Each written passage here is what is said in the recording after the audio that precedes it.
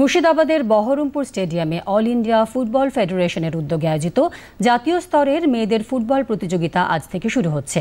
এবার প্রতিযোগিতায় মিজোরাম, মণিপুর, হরিয়ানা, তামিলনাড়ু, ছত্তিশগড়, অসম ও দিল্লি সহ দেশের ১৬টি রাজ্যের রাজ্য স্তরের দল যোগদান করছে।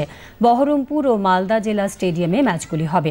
আজ বহরমপুর স্টেডিয়ামে প্রতিযোগিতার উদ্বোধনী ম্যাচে মুখোমুখি তামিলনাড়ু ও মিজোরাম।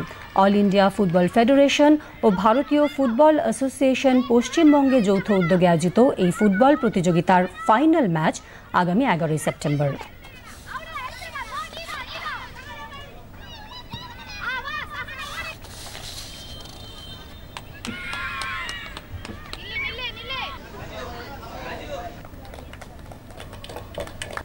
আমাদের এখানে sub junior girls national football championship tier 1-এ আজকে উদ্বোধনী ম্যাচ সকালে অনুষ্ঠিত হলো তামিলনাড়ু এবং মিজোরামের মধ্যে।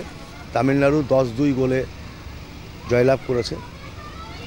গত বছর আমরা এখানে সাব জুনিয়র বয়েজ করেছিলাম, সেই একই টুর্নামেন্ট এবছর শুধু বালিকা মানে বয়েজের পরিবর্তে গার্লস।